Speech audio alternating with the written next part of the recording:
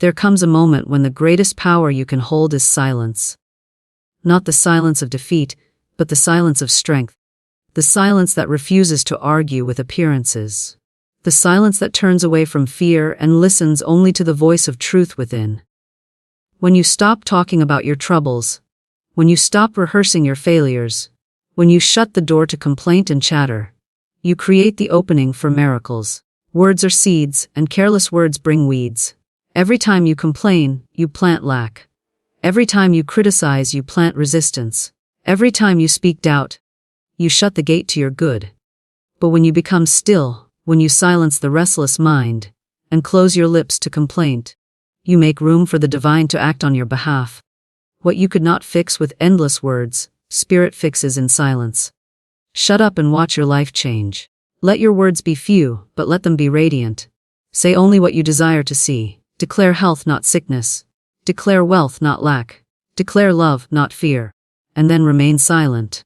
Refuse to discuss appearances, refuse to argue with shadows, refuse to repeat the story of limitation. For the power that governs all is not moved by fear-filled chatter, but by quiet faith. Life hears you even when you do not speak. The silence of faith is louder than 1,000 cries of fear. In the stillness, unseen forces move. In the quiet, doors open. In the calm, answers come. When you stop giving power to appearances with your tongue, the universe begins to rearrange itself in your favor. Shut up and watch your life change. Guard your lips as a king guards his treasure. Do not throw words carelessly into the air, for they always return to you multiplied. Speak when you must, but let your speech be golden. Let it carry the fragrance of faith and the fire of truth. And when you have spoken the word of victory, remain silent and let it work. Do not explain, do not defend, do not argue. Be still and let the power perform its perfect work. Your life changes not by the noise of worry, but by the quiet authority of truth. Your victories are not won by endless talk but by silent alignment with the highest law of good. Shut up and watch your life change. In the silence, you will find your strength. In the silence, you will witness the miracle. In the silence, you will discover that the universe was waiting all along, waiting for you to stop speaking against yourself and allow the floodgates of abundance to open. Silence is strength because it is in silence that you discover the power that has always been within you, waiting for your recognition. When you silence the noise of doubt, fear, and constant chatter, you begin to feel the quiet assurance of truth. The world is filled with voices demanding your attention, opinions pulling you in every direction, and fears whispering lies of limitation. Yet, when you step into silence, you realize that none of those voices have power over you. The only voice that truly matters is the still, small voice within, the one that speaks in calm assurance, guiding you toward the life that is already yours in spirit. Silence is not weakness, it is mastery. It is the refusal to give energy to what does not serve you. It is the recognition that you do not need to explain, argue, or justify your vision, because the power that governs all creation works in silence, without effort, without debate. The sun does not argue to rise, it simply rises. The seed does not announce its growth, it simply breaks through the soil. In the same way, your dreams do not need endless words, they need faith, filled silence and unwavering trust. When you speak endlessly about your problems, you give them life. You breathe energy into what you do not want. Every complaint, every story of defeat, every conversation filled with fear strengthens the very thing you want to be free from. Silence cuts off the oxygen supply to those conditions. When you stop talking about your fears, they begin to wither away. When you stop repeating your failures, they lose their grip on your mind. Silence is strength because it shows that you are no longer controlled by appearances. You no longer feel the need to tell everyone about your pain or your lack. You simply rest in the quiet, knowing that your good is on its way, and that nothing and no one can take it from you. Strength in silence is not about suppressing your feelings, or pretending nothing is wrong. It is about rising above the need to dramatize them. It is about realizing that the more you speak of a condition, the more you hold it in place. Silence creates a space where the condition can dissolve, where solutions can emerge, where the divine pattern of your life can reveal itself. The mind that is constantly chattering, constantly explaining, constantly justifying, is too noisy to hear the whispers of guidance. But the mind that is silent receives inspiration with ease. In silence, you hear ideas that were always trying to reach you. In silence, you notice opportunities that were hidden by noise. In silence, you reconnect with the infinite supply of wisdom and strength that is always present. Think of silence as a shield. When others throw words of doubt, when the world tries to provoke you with fear, when circumstances attempt to drag you into complaint, your silence becomes your shield. You do not respond. You do not engage. You do not lower yourself into the energy of resistance. You remain calm, unmoved, centered in truth. This is strength. The weak argue, the strong remain still. The weak seek to prove themselves with words, the strong allow their life to speak for them. The weak get entangled in endless chatter, the strong know that their silence is more powerful than 1,000 words. Silence is strength because it teaches patience. When you remain silent in the face of appearances, you train yourself to wait upon divine timing. You learn to resist the urge to explain your every move, to justify your every decision, to defend your every dream. You realize you do not owe the world an explanation for the vision in your heart. You understand that what is yours cannot be denied, and it will manifest when the season is right. The oak tree does not rush its growth, and yet it becomes mighty in time. So too will your good arrive in perfect order, when you resist the urge to fill the air with restless words, and instead hold the silent strength of trust. Silence gives you mastery over yourself. Most people are slaves to their tongues, speaking without thought, scattering words that weaken their energy and contradict their desires. But the one who practices silence gains control. You learn to measure your words, to speak only what you want to create, and to fall silent when tempted to speak fear. This discipline builds inner power. It is not easy at first, for the mind craves expression of worry, but as you train yourself to hold silence, you grow stronger. Every moment you resist the urge to complain, you strengthen your faith. Every time you choose silence over gossip, you preserve your energy. Every time you withhold words of fear, you align yourself more fully with truth. Silence is strength because it connects you to the unseen. The world judges by appearances, but appearances are only shadows of the unseen reality. When you remain silent, you affirm your belief in the invisible. You say to life, I do not need to argue with shadows, for I know the substance of truth is greater. You say, I do not need to declare defeat, for I know victory is already mine. In silence, you commune with the unseen power that shapes worlds, the power that answers prayers in ways the human tongue could never explain. You realize that true power does not boast, it does not shout, it does not demand recognition. True power moves in silence, accomplishing all without fanfare. To be silent is to be unshakable. The storms may rage around you, but if you hold your silence, you remain calm at the center. Others may panic, others may despair, others may fill the air with fear, but your silence anchors you in peace. That peace radiates outward, shifting the atmosphere, calming those around you, drawing solutions where there once was chaos. Silence has its own language. It speaks of faith, it speaks of assurance, it speaks of mastery. When you stand in silence, you declare without words that you know who you are and you know what belongs to you. In silence, you discover that strength does not come from resistance but from alignment. You no longer resist appearances with arguments or with explanations. You simply align with truth and hold that alignment quietly, calmly, without the need to convince anyone else. This is where your true power lies, not in the loudness of your words, but in the depth of your silence. Words are seeds, and every time you open your mouth you are planting into the garden of your life. Most people scatter words without awareness, speaking fear, doubt, and limitation, not realizing that every word carries creative power. The soil of the subconscious does not question, it accepts. Whatever you repeatedly declare, whether with conviction or in casual conversation, begins to take root. If you say you are always tired, life gives you more fatigue. If you speak of being broke, opportunities for lack will multiply. If you repeat stories of sickness, the body listens and obeys. This is why words must be chosen with the same care a gardener chooses what to plant in fertile ground. You would never scatter weeds in your garden, and then wonder why flowers did not grow. yet many scatter weeds of complaint and expect a harvest of joy.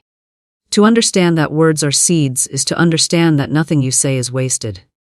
Every sentence carries energy and returns multiplied. A careless phrase spoken in anger may produce thorns. A thoughtless remark of self-pity may bring delay. Yet a single word of faith, spoken with belief, can move mountains.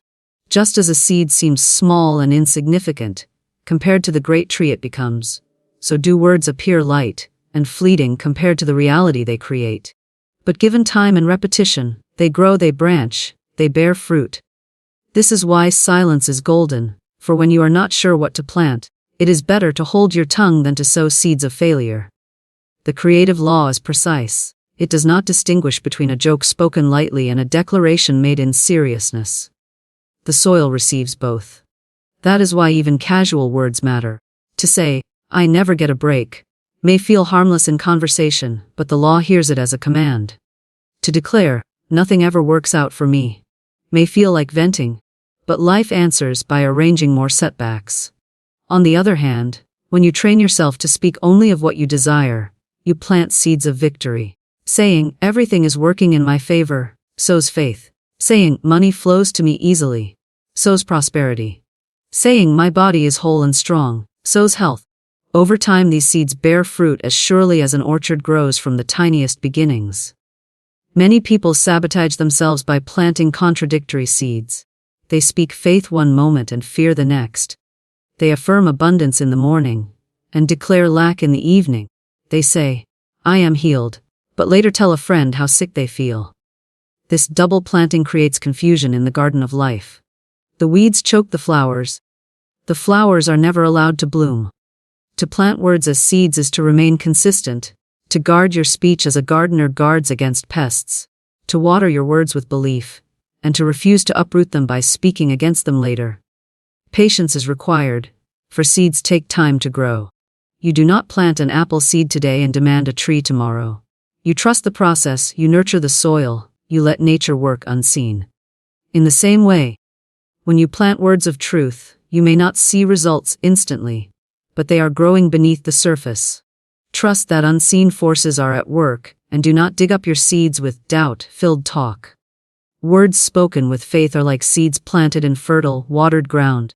They germinate quickly and bear fruit abundantly. Words spoken with fear are like seeds cast on stony soil, yet even they may take root if repeated often enough. This is why discipline of speech is essential. The tongue can bless or curse, create or destroy, uplift or diminish. To speak with intention is to direct the creative power of life itself. Every declaration is a command, every affirmation a planting, every sentence a shaping of reality. Consider the way children absorb words. A child told repeatedly that they are capable grows into confidence, while one told they are worthless often carries that seed of limitation for life. The same principle applies to your own inner child, your subconscious mind. It listens to your self-talk and responds as obediently as the soil to the seed. When you say, "I can," you water the seed of ability. When you say, "I cannot," you plant limitation. The harvest always matches the planting. To plant words as seeds wisely, begin by observing your daily speech. Notice how often you talk about lack, illness, struggle, or fear. Each time you catch yourself planting weeds, stop, and replace them with words of truth. If you say, "I am tired of being broke," change it to, "I am grateful that abundance flows to me now." If you catch yourself saying, "I never succeed," change it to, "I succeed in everything I do." This shift may feel unnatural at first, but every gardener knows that changing the harvest requires changing the planting. Over time, the soil of your subconscious will accept the new seeds, and the old weeds will die away. Words are also seeds when spoken about others. If you criticize, condemn, or belittle, those words not only plant weeds in their garden but also in your own. Judgment returns to the one who sows it. On the other hand, words of blessing plant beauty for both speaker and receiver. To say, "I wish you success," is to plant success in your own path. To say, "You are strong and capable," is to affirm strength in yourself as well. What you send out through words always returns multiplied. This is why speaking good of others, even in their absence, enriches your own life. The most powerful seeds are those planted in faith without doubt. When you speak with conviction, you align your word with the universal law of creation. That alignment magnifies the effect. To say, "My good is on its way," with unwavering belief plants a seed that nothing can uproot. To declare, "Everything I touch prospers," with certainty sets forces in motion beyond your conscious control. The soil of life responds instantly to faith, though the harvest may appear in divine timing rather than human timing. Words are seeds and silence is the soil in which they grow. When you combine intention with stillness, you create the perfect conditions for manifestation. Speak the word once with power, then let silence nurture it. Do not keep repeating the seed in fear that it will not grow, for that is like digging it up again and again. Trust the process. Water your words with gratitude. Act as if the harvest is already assured. Walk with the calm knowing that your words have gone forth and will not return void. Every phrase you speak is a planting. Every day you choose what kind of garden your life will be. You may plant weeds of worry or flowers of faith. You may plant thorns of criticism or trees of blessing. You may plant seeds of lack or orchards of abundance. The choice is always yours, and the harvest will always reflect it. Refusing complaint and criticism is one of the most powerful choices you can make, because every complaint is an agreement with limitation, and every criticism is a judgment that returns to the one who gives it. When you complain, you affirm that life is against you, that you are powerless, and that circumstances have control over your destiny. You may feel a temporary relief in voicing dissatisfaction, but each word spoken in complaint strengthens the very condition you wish to escape. Complaining is watering weeds. It feeds what you do not want and multiplies it in your experience. When you choose instead to hold your tongue, to remain silent in the face of irritation, you deny energy to the condition and allow it to dissolve without your interference. Criticism works in the same way, except its effects reach both outward and inward. The words you speak about another are seeds that take root not only in their field but also in your own. If you criticize another's lack, you strengthen lack in your own vibration. If you condemn another's mistakes, you call more mistakes into your path. Judgment is a boomerang that always returns. To refuse criticism is not to excuse poor behavior, but to recognize that your energy is too valuable to spend tearing down. You uplift yourself by uplifting others. When you choose blessing over blame, praise over fault-finding, encouragement over condemnation, you align yourself with the flow of good. The law is simple: what you send out, you call back to yourself multiplied. Many people live in a cycle of complaint, speaking daily about how unfair life is, how little they have, how difficult everything feels. They wonder why circumstances never change, not realizing that their own words are holding conditions in place. Complaint is a declaration, and the universe answers every declaration. Saying, "Nothing ever works out for me," is a command to life. Saying, "I never get what I want," is planting a seed that grows more disappointment. The more you rehearse dissatisfaction, the more life gives you reasons to complain. Breaking the habit requires discipline, but it is the gateway to freedom. To refuse complaint, you must shift your focus. Instead of speaking about what you lack, give voice to what you already have. Gratitude is the antidote to complaint. Where complaint blocks the flow, gratitude opens it wide. If you find yourself tempted to say, "I hate my job," replace it with, "I am grateful for the income I receive as I move into greater opportunities." If you feel like saying, "Never have enough money," replace it with, "I'm thankful for the abundance that is unfolding for me now." Gratitude transforms energy instantly. It turns your attention away from limitation and places it on possibility. Life responds not to your complaints but to your expectations, and gratitude sets the expectation of more good. Criticism is equally destructive, though it may feel justified. The mind loves to analyze and point out faults, but every word of criticism strengthens the fault in your own consciousness. To criticize is to affirm the very condition you wish to avoid. If you call someone lazy, you plant seeds of stagnation in yourself. If you declare another unworthy, you unconsciously block your own worth. To see others with eyes of compassion is to free yourself. When you bless others, you bless yourself. When you call forth their good, you call forth your own. The wise do not waste words on tearing down because they know every word returns to them. Instead, they speak encouragement, they affirm potential, they declare success for all, knowing that their own success is bound to it. Refusing complaint and criticism is also refusing to give power to appearances. Most complaints arise from looking at temporary conditions and declaring them permanent.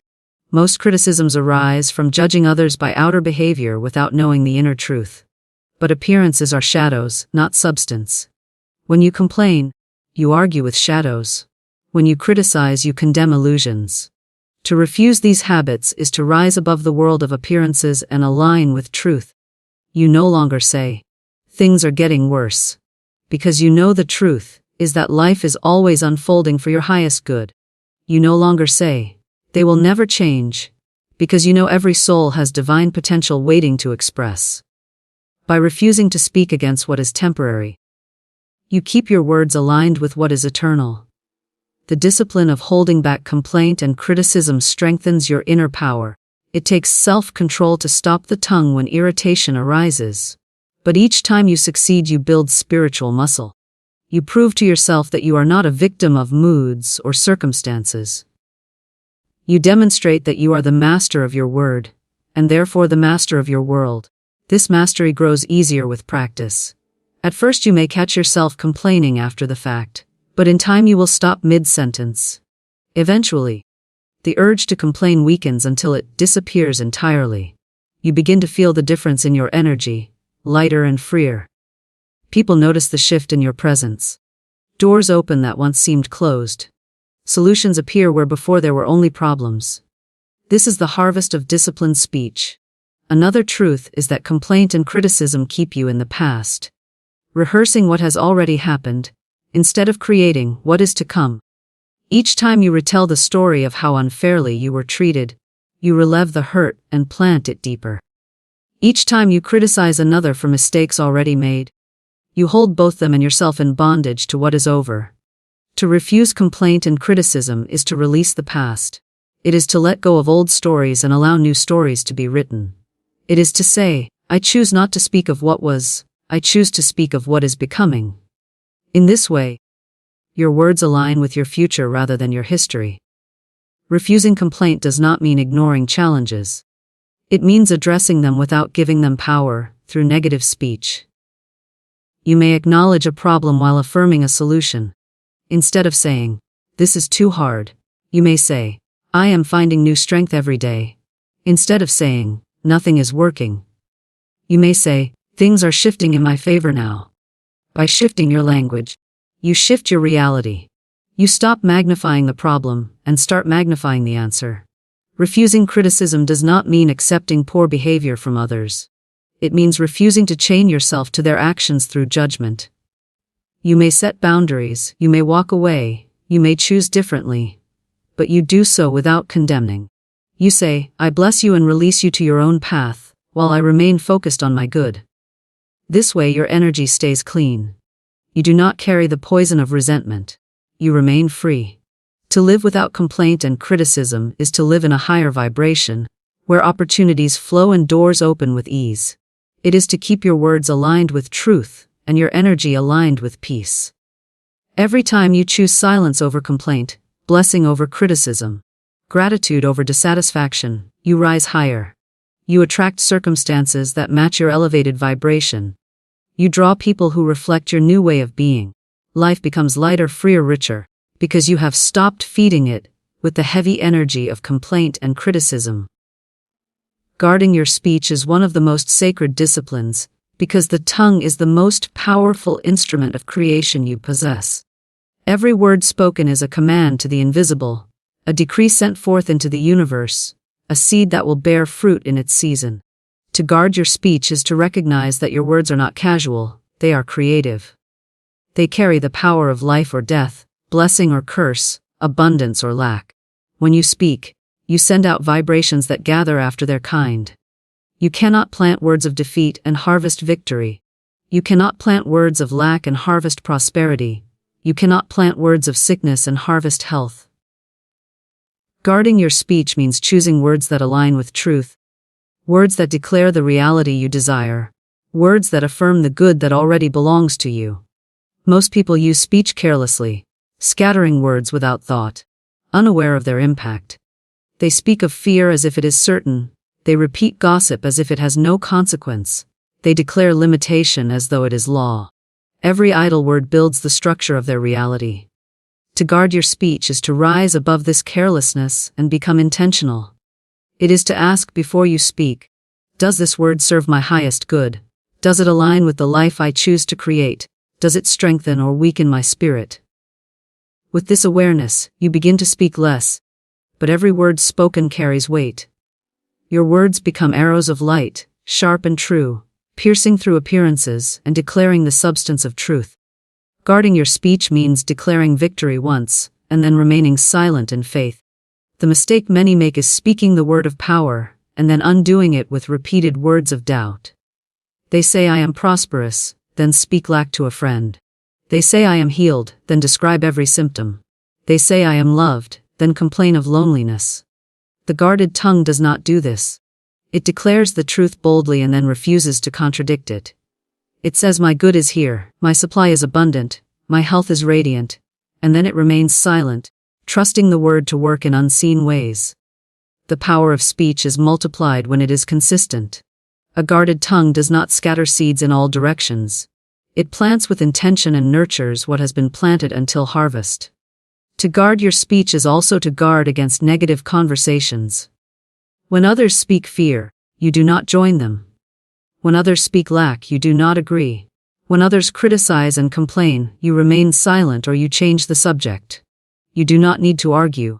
You do not need to explain. You simply guard your energy by guarding your words. Silence is your shield. It keeps you from planting weeds in your own garden, by repeating what others have spoken. By refusing to echo the world's fear, you keep your words aligned with faith.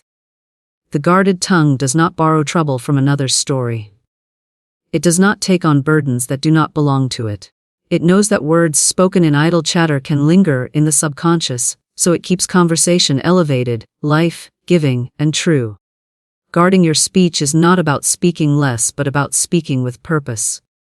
It is about filling your words with light, speaking encouragement, speaking blessing, speaking truth. When you say to another you are strong, you call forth strength in yourself.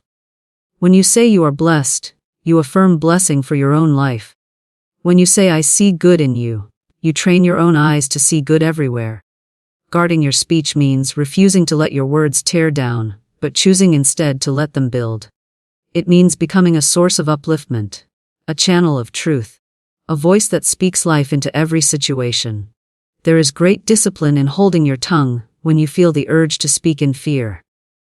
The mind wants to give voice to worry. The emotions want to spill their restlessness. The ego wants to explain and justify. But a guarded tongue resists these impulses. It knows that to give voice to fear is to energize it. To give words to doubt is to invite it in. To express limitation is to chain oneself to it. Guarding your speech means mastering these impulses, refusing to speak against yourself, refusing to speak against your good, refusing to speak against truth. It is a practice that grows easier with time, and with each moment of mastery your inner strength deepens. Guarding your speech is also guarding the words you speak to yourself in thought. Every inner dialogue is a form of speech, and the subconscious receives it as surely as it receives words spoken aloud. When your inner voice says I cannot, I am unworthy, I am powerless, you are planting weeds. When your inner voice says I can, I am worthy, I am divinely supported, you are planting flowers. Guarding your speech means becoming aware of this inner dialogue, and choosing to speak truth even in silence. It means replacing the voice of fear with the voice of faith, the voice of criticism with the voice of compassion, the voice of defeat with the voice of victory. The guarded tongue also knows the power of speaking once and then releasing.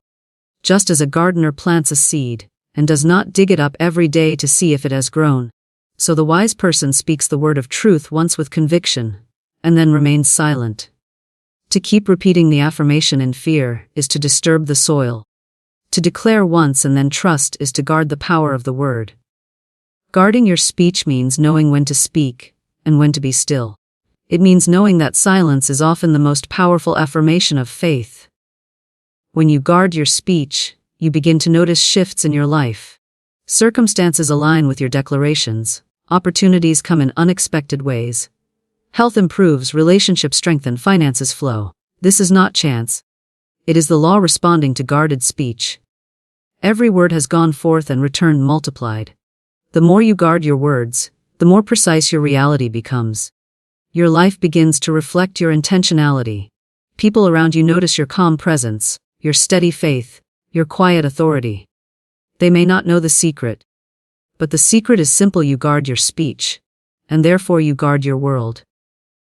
Guarding your speech does not mean you never face challenges, but it does mean you never give challenges power with your words. You may acknowledge the storm, but you declare calm. You may see the obstacle, but you speak the path through.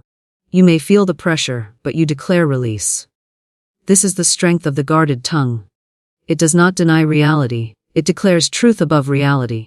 It does not give power to appearances, it gives power to substance.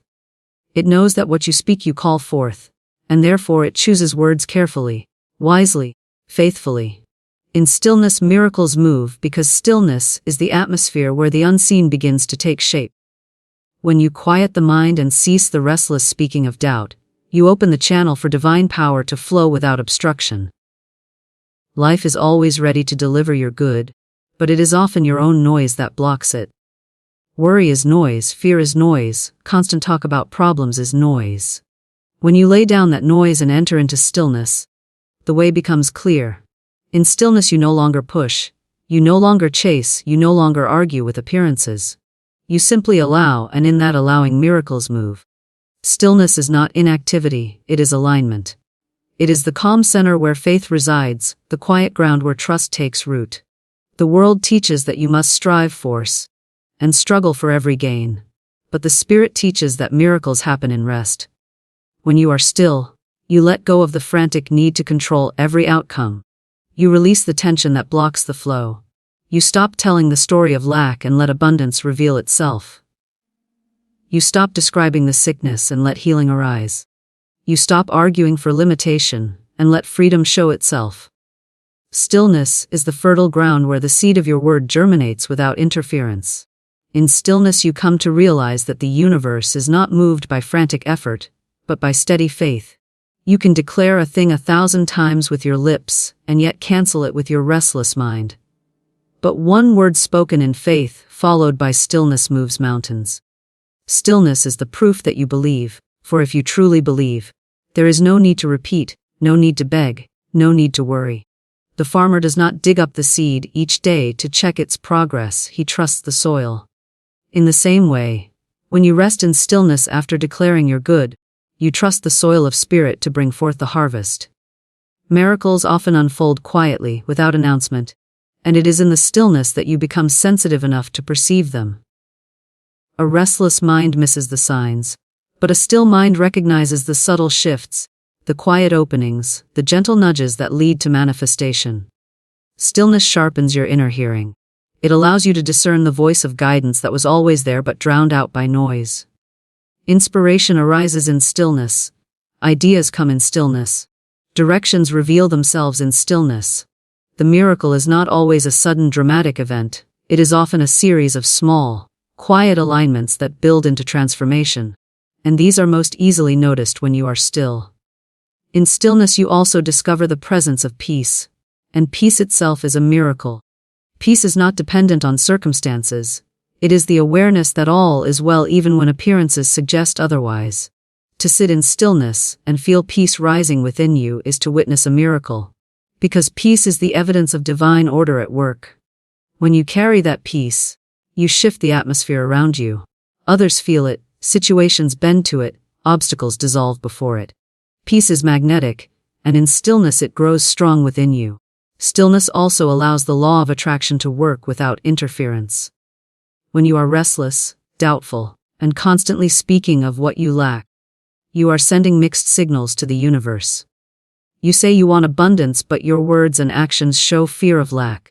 You say you want love, but your constant focus is on loneliness.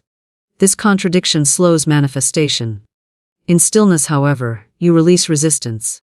You stop sending mixed signals and allow the vibration of your desire to stand clear. The universe responds to clarity, and stillness provides that clarity. There is strength in stillness because it shows mastery over the self. It is easy to panic, easy to complain, easy to give energy to fear. It takes strength to remain calm, to hold silence, to sit in the quiet and trust. That strength is the soil where miracles move. When you hold stillness in the midst of storm, you declare without words that you know who you are and whose power you trust. You become like the calm eye of the hurricane, untouched by the chaos swirling around you. And from that center miracles emerge. Stillness is the womb of creation. Just as new life forms in the quiet darkness of the womb, so do miracles form in the quiet stillness of your soul. They gestate unseen until the time is right, and then they emerge fully formed. Many abort their miracles by restless speech, by impatience, by doubt, by constant interference. The wise guard their stillness, protecting it as sacred, knowing that unseen forces are weaving circumstances together in their favor. To sit quietly in trust is not idleness. It is the deepest form of participation in creation. It is saying to life, I have spoken my word, I know it is done, I will rest until it appears. In stillness you also discover that miracles are not only external but internal. The greatest miracle is the transformation of your own consciousness. In stillness fear dissolves, resentment softens, bitterness releases, and love begins to flow. You become aware of your own divine nature.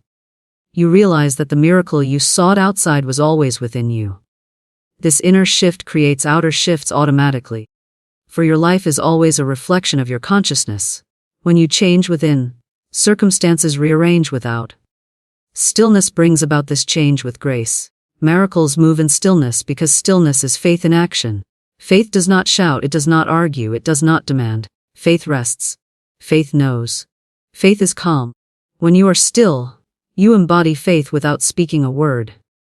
You show the universe that you believe your good is already here, that you trust the unseen, that you rely on the higher law and not on appearances. This vibration of quiet certainty is irresistible, and it draws miracles to you as surely as gravity draws objects to the earth. The discipline of stillness must be cultivated, for the mind will resist it. It craves noise. It seeks distraction. It wants to rehearse problems.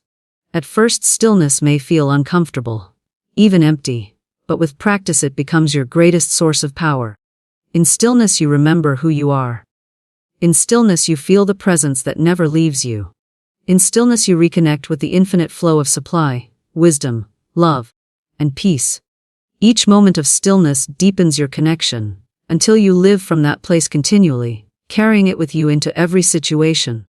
To choose stillness is to choose to let go of control and let higher power lead. It is to surrender the need to explain, to prove, to struggle, and instead to trust the invisible hand that arranges all. It is to say with your silence that you believe in divine timing, that you accept divine order, that you are willing to wait in peace while the miracle is prepared. In that waiting, things are shifting. Alignments are being made. Doors are opening quietly. Paths are clearing gently. You do not see all of it yet, but in stillness you know it is happening. That knowing itself is the miracle, and from that knowing greater miracles flow.